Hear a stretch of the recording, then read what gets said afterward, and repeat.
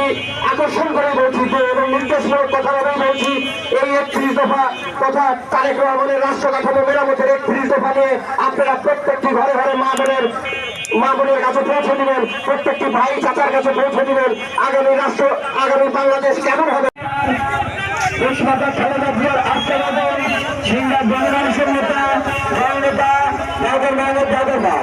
সুখে দুঃখে আমরা কাছে চাই।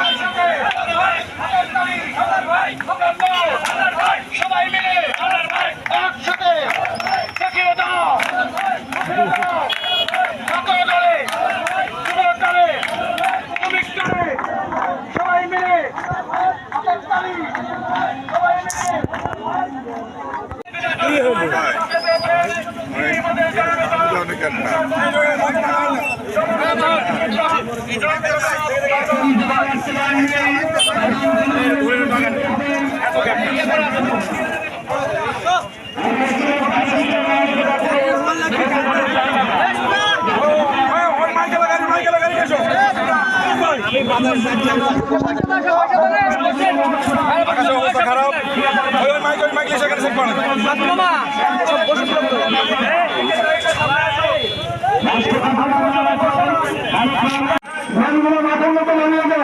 আর যারা এখনো বানানো অবস্থা রয়েছেন তারা স্ব অবস্থায় আসন গ্রহণ করুন। আপনাদের সামনে বক্তব্য রাখবেন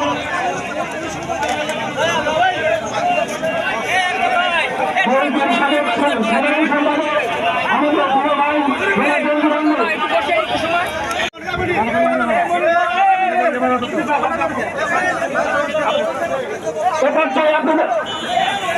যে নির্দেশনা দিচ্ছেন সেই নির্দেশনা বাস্তবায়নের জন্য একটা নির্দেশ দিচ্ছে এবং সেটা বাস্তবায়ন।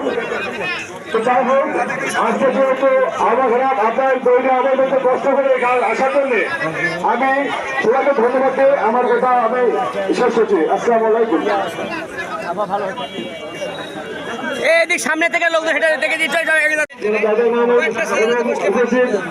সময় কম অঙ্গ সংবাদ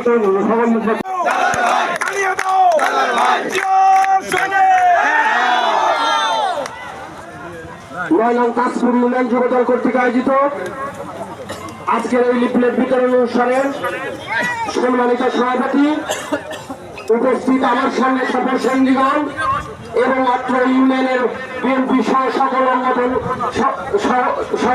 অঙ্গ সংগঠন নেতৃবৃন্দ এবং ধন্যবাদ জ্ঞাপন করছি আমাদের এই আজকের এই ইউনিয়ন যুবদলের সম্মানিত সভাপতি এবং সাধারণ সম্পাদককে।